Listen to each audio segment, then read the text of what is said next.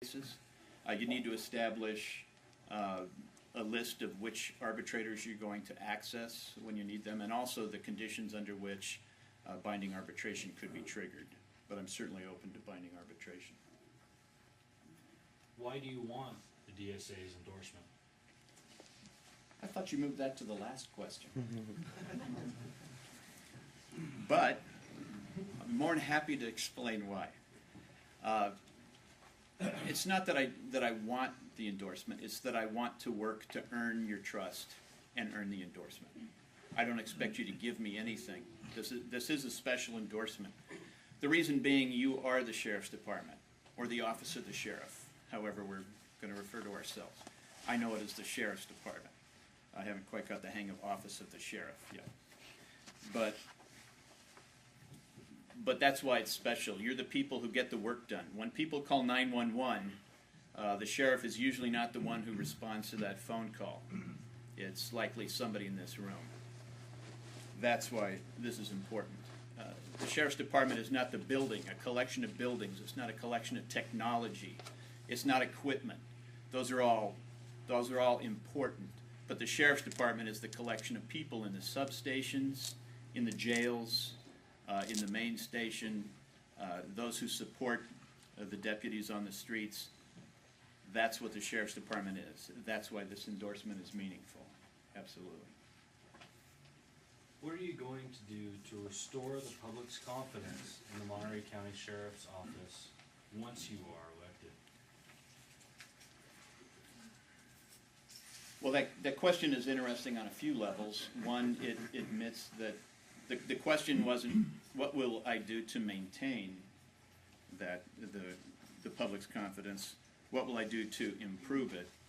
It's what will I do to restore it, which seems to be an indication that somebody, at least the people who put together that question, and I don't know how many people, of course, submitted that question to be answered at this forum, but that is recognition that there is a problem with the confidence the public holds in the Sheriff's Department right now. But I would say I don't see that lack of confidence in the rank and file. What I've seen lately is a lack of confidence directed at the management of the department. And that's where it needs to start, this restoration of confidence. And there's a number of ways to proceed.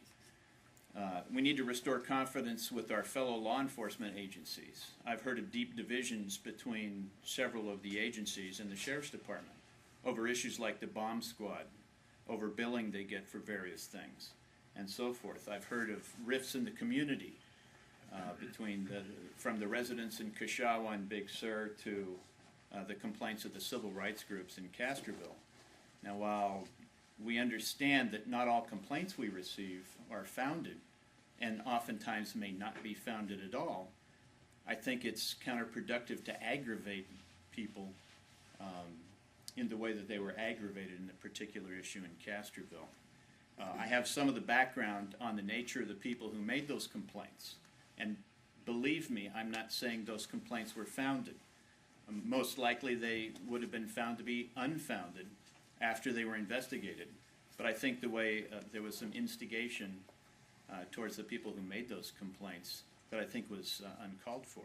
We should never be afraid in our professional lives of receiving complaints. We should be very afraid if unfounded complaints are found to be founded and sustained.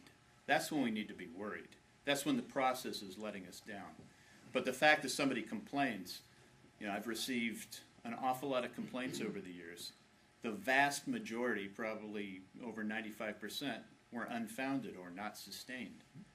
But that doesn't mean that we just insult the people making those complaints. I think healing those rifts and at least explaining that we will fairly and neutrally and objectively investigate such complaints will go a long way towards restoring confidence from the public.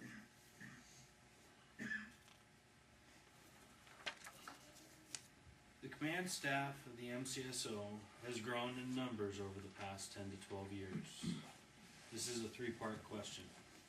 Do you see this as a problem that needs to be addressed? If so, how will you, as Sheriff of Monterey County, address this issue? How would you deal with a voluntary request by the Board of Supervisors or even a county mandate that everyone in the county government will have to take a 10% pay cut.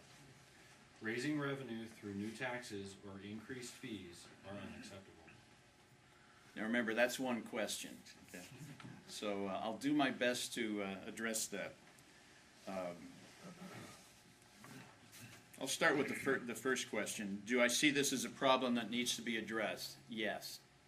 I've looked at the organizational chart, and it looks, I will give my opponents credit for somehow creating an inverted pyramid where the top has become so top-heavy at the expense of things on the bottom, like the frozen deputy positions, that it's actually some kind of mechanical genius that actually can be sustained the way it is. We're weakening the base of the pyramid by freezing deputy positions and piling more command staff on top.